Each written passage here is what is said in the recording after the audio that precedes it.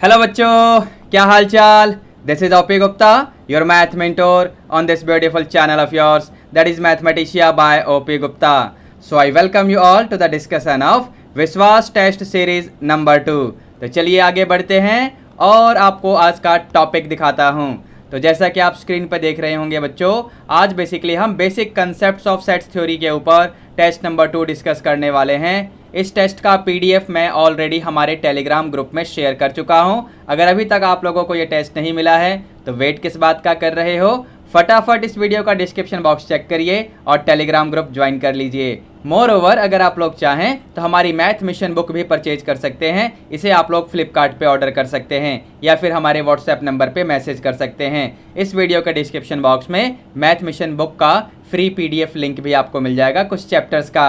ठीक है बच्चों, चलिए आगे बढ़ते हैं जरा और सबसे पहले इस क्वेश्चन का जवाब देते चलते हैं. तो बताइए, चैनल को सब्सक्राइब तो कर लिया है ना? चैनल को सब्सक्राइब कर लेना, बेल नोटिफिकेशन प्रेस करके इस वीडियो को लाइक करके अपने सभी क्लासमेट्स को शेयर भी कर देना. ठीक है मेरे बच्चों, अब फाइनली चलते हैं और वीटीएस नंबर 2 का डिस्कशन स्टार्ट करते हैं. ठीक है, तो ये रहा बच्चों विश्वास टेस्ट सीरीज नंबर 2. क्वेश्चन 1 से सॉल्यूशन स्टार्ट करते हैं जरा वन बाय वन.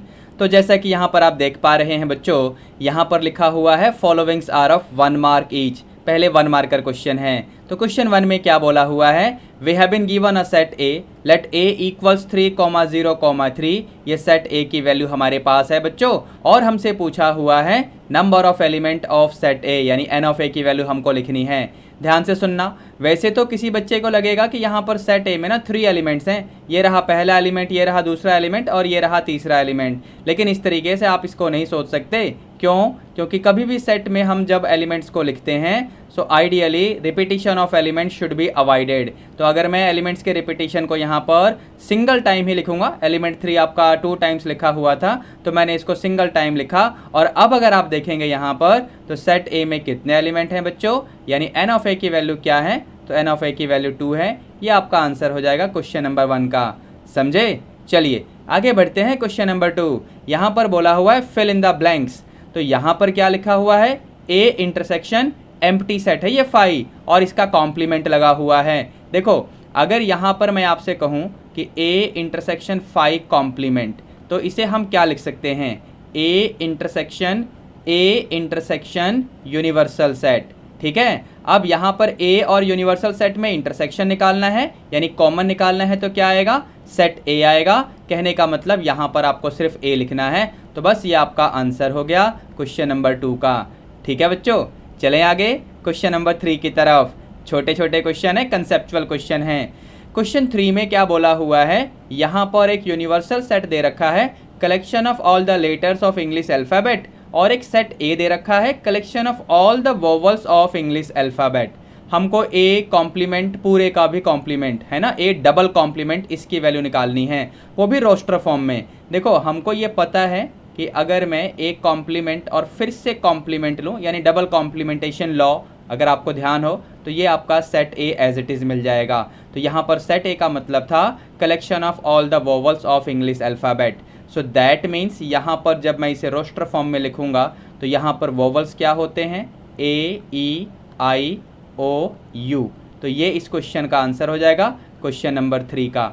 ठीक है बच्चों, ये भी अच्छा क्वेश्चन है. आगे चलें, क्वेश्चन नंबर 4 को देखते हैं. क्वेश्चन 4 में क्या है बच्चों, तो यहाँ पर हमें एक यूनिवर्सल सेट दे रखा है जिसकी वैल्यू आपको दिख रही है 1 2 3 से लेकर 10 तक, ये नेचुरल नंबर्स हैं. फिर एक सेट ए है, फिर एक सेट बी है. हमको a माइनस बी का होल कॉम्प्लीमेंट निकालना है. तो सबसे पहले यहाँ पर मैं a माइनस बी निकाल लूँगा. a माइनस बी का मतलब क्या हुआ, a माइनस बी का मतलब यहाँ पर एलिमेंट 1 है, ये लिखना पड़ेगा मुझे क्योंकि ये b में नहीं है. फिर एलिमेंट 2 तो दोनों ही सेट में है.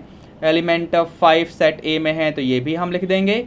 फिर एलिमेंट 6 सिर्फ सेट ए में है तो इसको भी हम लिख देंगे. इसके बाद अब मुझे निकालना है a minus B whole complement. So that means हमें क्या निकालना पड़ेगा, universal set minus A minus B. ठीक है, तो यहाँ पर हमने पहले ही यूनिवर्सल सेट को देखा था और a माइनस बी हमने निकाला हुआ है. तो चलिए इसकी वैल्यू लिखना शुरू करते हैं. तो यहाँ पर 1 तो नहीं लिखेंगे, 2 हम लिखेंगे, फिर 3 लिखेंगे, फिर 4 भी लिखेंगे, 5 6 नहीं लिखेंगे, फिर 7 लिखेंगे, फिर 8, फिर 9 और फिर 10. तो बस ये फाइनली आपका आंसर आ गया क्वेश्चन नंबर 4 का। ठीक है, अब आगे चलते हैं क्वेश्चन नंबर 5 की तरफ। क्वेश्चन 5 में हमें क्या बोला हुआ है, यहाँ पर एन ऑफ ए की वैल्यू है, एन ऑफ बी की वैल्यू भी है, ए इंटरसेक्शन बी तो हमें दे रखा है 5। तो वैसे अगर मैं आपसे कहूँ कि N of A intersection B की वैल्यू क्या आएगी, तो 5 मतलब एम्प्टी सेट, यानी इसमें एक भी एलिमेंट नहीं होगा।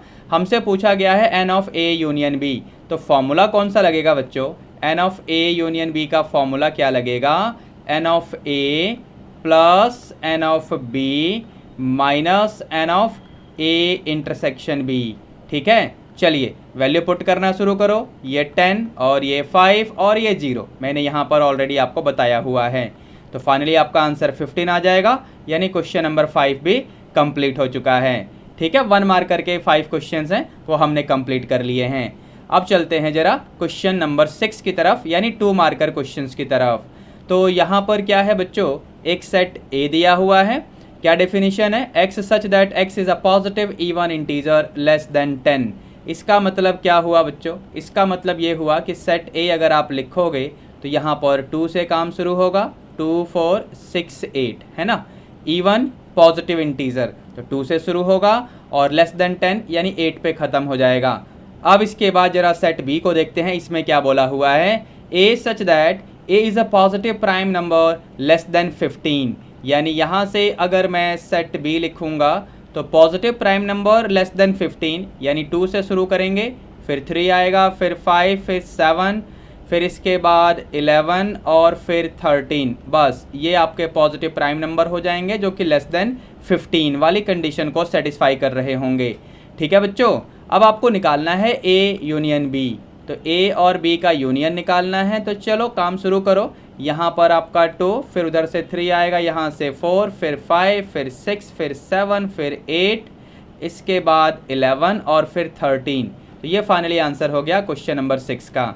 ठीक है बच्चों, अब जरा क्वेश्चन 7 को भी देखते हैं। क्वेश्चन 7 में क्या बोला हुआ है, हमको इस आइडेंटिटी को प्रूव करना है, N of A union B is equal to N of A plus N of B minus N of A intersection B. तो यहाँ पर हम कैसे करेंगे, मैं यहाँ पर एक वेन डायग्राम कंसीडर करने वाला हूँ बच्चों। ये सेट ए और मान लो ये सेट बी, ठीक है, ये सेट ए हो जाएगा, ये सेट बी हो जाएगा। ठीक है, अगर आपको ध्यान हो बच्चों तो यहाँ पर हम एक रेक्टेंगुलर या स्क्वायर बॉक्स बना देते हैं जिसको हम यूनिवर्सल सेट का नाम देते हैं। सो लेट मी कॉल, ये आपका यूनिवर्सल सेट हो गया, कहीं यहाँ पर लिख दो इस तरीके से। ठीक है, ये वाला जो पोर्शन है इसे हम a माइनस बी यानी ओनली a कहते हैं, इसे हम b माइनस a यानी ओनली b कहते हैं, और ये जो बीच वाला पोर्शन है ये क्या बन जाएगा बच्चों, a इंटरसेक्शन b। समझे बच्चों, अब चलते हैं यहाँ पर मैं आपको दिखाता हूँ कि हम किस तरीके से अपना काम कंप्लीट करेंगे। देखो a यूनियन b का मतलब क्या है, ये वाला रीजन, फिर ये इंटरसेक्शन यानी कॉमन वाला रीजन, और फिर ये वाला रीजन यानी b माइनस ए वाला रीजन। तो मैं यहाँ पर अगर इन तीनों रीजन का यूनियन ले लूँगा, देखो इस तरीके से है ना, फिर इसके साथ यूनियन और फिर इसका यूनियन इसके साथ, तो ये पूरा a यूनियन b ही तो बनेगा, है ना बच्चों। ठीक है, अब यहाँ से हम लोग क्या करते हैं, दोनों ही तरफ नंबर ऑफ एलिमेंट अगर मैं कंसिडर करूँ तो यहाँ पर देखो ये बनेगा n of a minus B, union की वजह से प्लस हो जाएगा n of a intersection b, ध्यान रखना इन दोनों पे। ठीक है, अभी लास्ट वाला बचा हुआ है और वो क्या है, n of b minus a। ठीक है बच्चों, अब जरा इस चीज़ पे फोकस करो जिसको मैं ब्रैकेट में डाल रहा हूँ। a माइनस बी का पोर्शन यहाँ पर है और a इंटरसेक्शन b ये रहा, इन दोनों को अगर मिक्स कर दूँ मैं तो हमें पूरा सेट a ही तो मिलेगा, तो इसे मैं n ऑफ a लिखूँगा, ये पूरा ब्रैकेट वाला कंटेंट। ठीक है बच्चों, अब इसके बाद मेरे पास क्या था पहले से, n of b minus a। अगर इसमें मैं पहले से n of a intersection b add कर दूं, देखो ये मैंने अपने आप ऐड किया है तो यहाँ पर मुझे माइनस भी तो करना पड़ेगा, है ना, ऐड किया तो सब्ट्रैक्ट भी करो, लेकिन जो ऐड किया उसको बड़े वाले ब्रैकेट में रखा है और सब्ट्रैक्शन वाला बाहर किया है। समझे, मैंने क्या ऐड किया, n of a intersection b को ऐड किया और उसी को सब्ट्रैक्ट किया। अब ये पूरा ब्रैकेट वाला कंटेंट देखना, n of b minus a और n of a intersection b add हो रहे हैं। डायग्राम में आ जाओ, ये रहा b माइनस a और ये रहा इंटरसेक्शन वाला, तो ये दोनों जब मिलेंगे तो क्या बनेगा, तो सेट b ही तो बनेगा बच्चों। तो यहाँ पर आप इसे लिख सकते हो n ऑफ a प्लस ये पूरा ब्रैकेट वाला एन ऑफ बी और ये माइनस में जो मैंने लिखा हुआ है N of A intersection B. तो बस आपका काम तो हो गया, आपको यही तो प्रूव करना था। ऊपर चेक करके देख लो, है ना, यही तो प्रूव करना था। तो आप लोगों ने इस फॉर्मूले का प्रूफ कंप्लीट कर लिया है। ठीक है, आगे चलें क्वेश्चन नंबर 8 की तरफ। तो ये रहा जी हमारा क्वेश्चन नंबर 8। इसमें क्या बोला हुआ है, define a singleton set, give an example in the set builder form. देखो सबसे पहली बात, कुछ बच्चे सोचते हैं कि definition of various terms in mathematics will not be asked in the examination. ऐसा बिल्कुल नहीं है, किसी भी टर्म की डेफिनेशन आपसे पूछी जा सकती है। जैसे यहाँ पर मैं सिंगलटन सेट की डेफिनेशन आपसे पूछ रहा हूँ, तो इसकी डेफिनेशन क्या बनेगी, हम लिखेंगे it is a set having only one element. ऐसा सेट जिसमें सिर्फ एक ही एलिमेंट हो। ठीक है, अब यहाँ पर एग्जाम्पल भी देने के लिए बोला गया है। तो एग्जाम्पल आप क्या लिख सकते हो, जैसे मैं यहाँ पर लिखूँ, और एग्जाम्पल सेट बिल्डर फॉर्म में लिखना है, तो मैं लिखूँगा x such that x is an even positive prime. वैसे वो कौन सा नंबर होता है बच्चों, पता है आपको? इवन पॉजिटिव प्राइम ऐसा कौन सा नंबर है, मुझे कमेंट करके बताना। ठीक है, मैं नहीं बता रहा। चलते हैं आगे क्वेश्चन नंबर 9 की तरफ। तो क्वेश्चन 9 में क्या है बच्चों, यहाँ से 3 मार्कर क्वेश्चन शुरू होंगे। यहाँ पर एक सेट ए और सेट बी दिया हुआ है, फिर यूनिवर्सल सेट के बारे में भी बोला गया है। एन ऑफ यू में 700 यहाँ पर वैल्यू दे रखी है, एन ऑफ ए के लिए 200, N of B 300, N of A intersection B आपको दे रखा है 100। आपको फर्स्ट पार्ट में ये निकालना है। तो चलिए काम शुरू करते हैं। यहाँ पर फॉर्मूला लिख लेते हैं, वही फॉर्मूला जो हमने आज डिराइव किया है और वैसे किसी क्वेश्चन में यूज भी किया था, है ना, याद है कौन से क्वेश्चन में? चलो यहाँ वैल्यू पुट करो, ये आपका 200 एन ऑफ ए ये रहा, प्लस एन ऑफ बी है ना 300 ये रहा, और ये आपका इंटरसेक्शन वाले का वैल्यू भी आपको दिख रहा होगा। ठीक है, इसको आप पूरा सिंप्लीफाई करेंगे तो ये आपका 400 आ जाएगा, 500 माइनस 100, समझे, यानी 400। तो फर्स्ट पार्ट तो कंप्लीट हुआ। अब जरा सेकंड पार्ट को देखते हैं, क्या लिखा हुआ है, N of A complement intersection B complement. सबसे पहली बात ध्यान से सुनना, इस चीज़ को हम कैसे लिख सकते हैं, इस चीज़ को हम ऐसे लिख सकते हैं या नहीं, लिख सकते हैं ना। और इसे कैसे लिख सकते हैं, universal set minus A union B, समझे। देखो यहाँ से यहाँ आने के लिए हमने अप्लाई किया डी मॉर्गन्स लॉज, ठीक है, और इसके बाद तो ये कॉम्प्लीमेंटेशन का जो रूल होता है उसके हिसाब से हमने किया है। तो यहाँ पर हमें निकालना है N of A complement intersection B complement. तो अब मैं इसे क्या लिखूँगा, N of U minus N of A union B, समझे, जो हमने यहाँ पर रिजल्ट ऑब्टेन किया उसकी हेल्प से। एन ऑफ यू यानी 700 क्वेश्चन में फर्स्ट लाइन में टॉप में देखो यहाँ पर, ठीक है, और ए यूनियन बी इसका वैल्यू हमने अभी निकाला है यानी 400। तो 700 माइनस 400 यानी 300 आ गया। तो ये रहा आपका आंसर सेकेंड पार्ट का, और फर्स्ट पार्ट का आंसर तो यहाँ पर ऑलरेडी हम निकाल चुके हैं, ऊपर देख लो टॉप में, समझे, 400। ठीक है जी, तो क्वेश्चन 9 भी गया। क्वेश्चन नंबर 10 को देखते हैं, इसमें क्या है। यहाँ पर बोला हुआ है एक यूनिवर्सल सेट U है, फिर एक सेट A है, फिर एक सेट B है। हमको यहाँ पर दोनों डी मॉर्गन्स लॉ वेरीफाई करने हैं। तो पहला लॉ क्या है बच्चों, पहला लॉ ये है A intersection B whole complement is equal to A complement union B complement. अब इसके लिए मुझे क्या करना पड़ेगा, सबसे पहले एक कॉम्प्लीमेंट निकालना पड़ेगा यानी U माइनस A। ठीक है, चलो करना शुरू करते हैं। ये रहा U और ये रहा A, तो U माइनस A करोगे, सो 1 2 तो नहीं लिखेंगे, फिर 3, फिर 4 नहीं लिखेंगे, फिर 5 6 7 8। ठीक है, फिर मुझे यहाँ पर B कॉम्प्लीमेंट भी निकालना है यानी U माइनस B। तो ये रहा सेट B, 1 लिखेंगे, 2 3 नहीं लिखेंगे, 4 लिखेंगे, और फिर 5B, फिर 6B, 7 नहीं लिखेंगे, फिर 8 लिखेंगे। ठीक है, यहाँ पर A इंटरसेक्शन B भी निकाल लो। तो A इंटरसेक्शन B क्या आएगा बच्चों, A और B में कॉमन देख लो, तो यहाँ पर सिर्फ एक ही एलिमेंट यानी 2 कॉमन है। वैसे मैं यहाँ पर A यूनियन B भी निकाल के रख रहा हूँ, अभी थोड़ी देर बाद पता चल जाएगा कि क्यों निकाल रहा हूँ।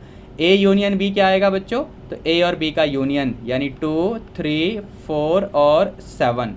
ठीक है, अब जरा यहाँ पर आते हैं, ध्यान से सुनना, अगर मैं आपसे कहूँ कि ए इंटरसेक्शन बी कॉम्प्लीमेंट की वैल्यू क्या आएगी, तो ए इंटरसेक्शन बी कॉम्प्लीमेंट यानी U minus A intersection B, ठीक है। तो यू की वैल्यू ये रही और ए इंटरसेक्शन बी की वैल्यू ये रही। तो चलो काम शुरू करो, यानी 1 लिखोगे, 2 नहीं लिखोगे, 3 4 5 6 7 8, ठीक है बच्चों। इसे इक्वेशन फर्स्ट बोलो। अच्छा, फिर आप क्या करो, ए कॉम्प्लीमेंट यूनियन, एक सेकेंड, यहाँ पर यूनियन है ये, A complement union B complement, इसकी वैल्यू निकालो। तो ए कॉम्प्लीमेंट ये रहा और बी कॉम्प्लीमेंट ये रहा। चलो यूनियन करते हैं, 1 3 4 5 6 7 8। एक बात चेक करो, क्या इसे मैं कह सकता हूँ A intersection B whole complement with the help of equation first. एक बात चेक करिए मेरी बातें आपको समझ में आई या नहीं, ठीक है बच्चों। तो बस ये पहला डी मॉर्गन लॉ तो वेरीफाई हो गया। अब दूसरा लॉ क्या है, दूसरा लॉ ये है कि A union B whole complement is equal to A complement intersection B complement, ठीक है। अब देखो यहाँ पर अगर मैं आपसे कहूँ A union B whole complement कैसे निकलेगा, तो यहाँ पर u minus A union B. तो ए यूनियन बी तो मैंने ऑलरेडी यहाँ पर निकाला हुआ है ना, यहाँ देख लो, मैंने पहले ही कहा था कि अभी आपको पता चल जाएगा थोड़ी देर में। तो u ये रहा और ए यूनियन बी ये रहा। तो यहाँ पर क्या आएगा 1, फिर 2 और 3 नहीं लिखेंगे, 4 भी नहीं लिखेंगे, 5 लिखेंगे, 6 लिखेंगे, 7 नहीं लिखेंगे और 8 लिखेंगे, ठीक है। इसे इक्वेशन सेकंड बोल लो। अब यहाँ पर A complement intersection B complement, तो आपके पास ए कॉम्प्लीमेंट की वैल्यू भी है, यहाँ पर साइड में निकला हुआ है, और इंटरसेक्शन बी कॉम्प्लीमेंट, यानी दोनों में क्या कॉमन है वो लिखना है। तो 1 तो कॉमन है ही, फिर इसके बाद 5 कॉमन है, फिर 6 कॉमन है, 7 कॉमन नहीं है, 8 कॉमन है। और यहाँ से आप देख पा रहे होंगे कि ये आपका बन गया ए यूनियन बी का whole complement with the help of equation second. समझे बच्चों। तो बस ये सेकंड लॉ भी वेरीफाई हो गया। तो इस तरीके से हमने दोनों ही डी मॉर्गन लॉज वेरीफाई कर लिए हैं क्वेश्चन नंबर 10 में, ठीक है बच्चों। चलें आगे बढ़ते हैं, क्वेश्चन 11 को देखते हैं इसमें क्या है। तो क्वेश्चन 11 बेसिकली वर्ड प्रॉब्लम है। इसमें क्या बोला हुआ है, in a survey it is found that 105 people take brand X tea, 130 take brand Y tea and 145 take brand Z tea. If 70 people take brand X as well as brand Y, 75 will take brand Y as well as brand Z, 60 will take brand X as well as brand Z, and 40 take all the three brands. Find how many people are surveyed who take the tea of any kind, how many take brand Z tea only. देखो मैं सबसे पहले यहाँ पर क्या assumption लेने वाला हूँ, let X, Y and Z denote the set of people who take the tea of brand X, Y and Z respectively, ठीक है। जो भी आपके टी के ब्रांड हैं उनकी हेल्प से ही मैंने यहाँ पर सेट एज्यूम कर लिया है। तो यहाँ पर अगर वेन डायग्राम हम बनाएंगे ना, जैसे ये आपका X ब्रांड वाला टी है ना, उसका जो सेट बनेगा, set of people who take brand X, फिर ये आपका ब्रांड Y, ये ब्रांड X वाला है और ये ब्रांड Y वाले, और फिर ये आपके ब्रांड Z वाले, ठीक है बच्चों। तो इस तरीके से आपका ये वेन डायग्राम मैंने बनाया। बहुत ही सिंपल तरीके से हम इसका सॉल्यूशन कंप्लीट कर लेंगे, ध्यान से देखना आप लोग। तो ये हमारा वेन डायग्राम कंप्लीट हो गया बच्चों, डन। अब यहाँ पर कहीं यूनिवर्सल सेट लिख दो। देखो यहाँ पर कुछ एलिमेंट्स इंट्रोड्यूस कर दो, A B C, ये आपका D, ये E, ये F और ये G, ठीक है। अब अकॉर्डिंग टू क्वेश्चन यहाँ पर ब्रांड X के चाय लेने वाले कितने लोग हैं, 105। लेकिन डायग्राम के अकॉर्डिंग क्या है बच्चों, यानी आप लिखना चाहोगे तो n ऑफ x लिख सकते हो।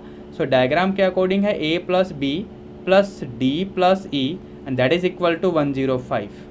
समझे, यहाँ पर देखो a b d e, ठीक है। ऐसे n ऑफ y डायग्राम के according b plus C plus E plus F, ठीक है। और यहाँ पर कितने हैं, क्वेश्चन में टॉप में देखो 130, ठीक है। फिर आपका n ऑफ z डायग्राम में देखो d plus E plus F plus G. और क्वेश्चन में कितना बताया हुआ है 145। फिर बोला हुआ है 70 people take brand X as well as brand Y, तो ब्रांड एक्स भी लेगा और ब्रांड वाई भी लेगा, बी प्लस ही डायग्राम के हिसाब से। और क्वेश्चन में 70 बोला हुआ है और इसका मतलब है N of X intersection Y. ठीक है, फिर इसके बाद क्या है brand Y as well as brand Z, तो डायग्राम के हिसाब से वाई एंड जेड दोनों लेने वाले हैं, ई प्लस एफ हो जाएगा और यहाँ पर आपको बताया हुआ है 75।